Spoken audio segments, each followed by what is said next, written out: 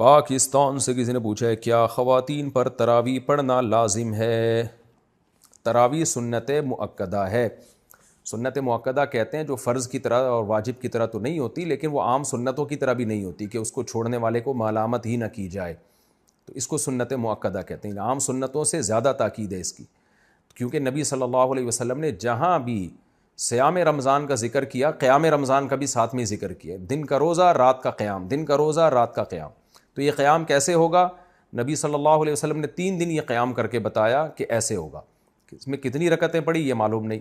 پھر حضرت عمر رضی اللہ تعالیٰ عنہ کے عمل سے ہمیں پتہ چلا کہ بھئی وہ اس طرح سے 20 رکعتیں ہوں گی، کیونکہ پھر پوری دنیا میں حضرت عمر نے اسی کو رائج کیا اور چاروں اماموں کا اس پر اتفاق ہوا کہ 20 رکعت سے کم تراویح نہیں ہے. تو اس سے پتہ چلا کہ یہ جو قیام رمضان ہے نا، یہی تراویح ہے، اور کم سے کم یہ 20 رکعتیں. تو اس لیے، اور یہ سنت مؤکدہ ہیں کیونکہ ان کی بہت زیادہ تاکید ہے.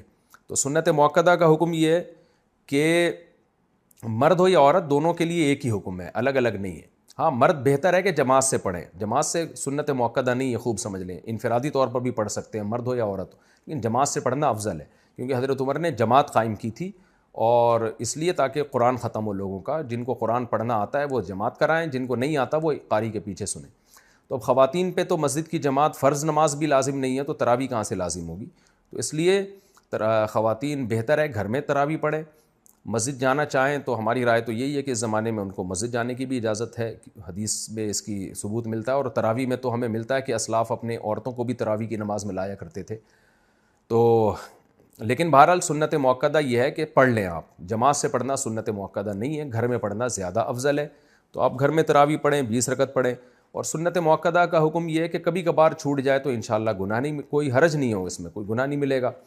اور اگر کسی عذر سے چھوڑ دیں تو ویسے ہی کوئی حرج نہیں ہے، کیونکہ فرض واجب بہرحال نہیں ہے.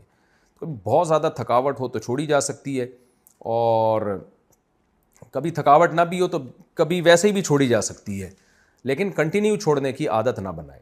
لیکن ویسے ایک جنرل نالج کے لیے بتا دوں، جو پڑھتے ہیں پراپر پڑھتے ہیں، جو نہیں پڑھتے پھر وہ چھوڑتے ہی ہیں. یہ تراویح ایسی چیز نہیں ہے 2 دن پڑھ لی 1 دن چھوڑ دی. تو جو ایسے کرتا ہے وہ پھر چھوڑا ہی رکھتا ہے. تو جو پڑھتے ہیں وہ کنٹینیو پڑھتے ہیں.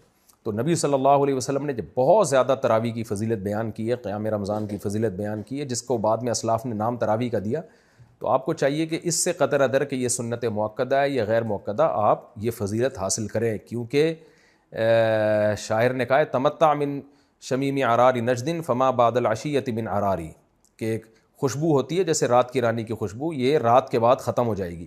تو تراویح کی فضیلت بھی رمضان کے بعد ختم. تو اس بحث میں پڑھے بغیر کہ سنت مؤکدہ ہے یا غیر مؤکدہ ہے، واجب ہے یا نہیں، اس بحث میں پڑھے بغیر آپ کنٹینیو پڑھ لیں، کیونکہ ثواب بہت ہے اس کا. اور یہ عید کا چاند نظر آتے ہی آپ کے پاس یہ آپشن ختم ہو جائے گا. لیکن حکم یہی ہے کہ سنت مؤکدہ ہے.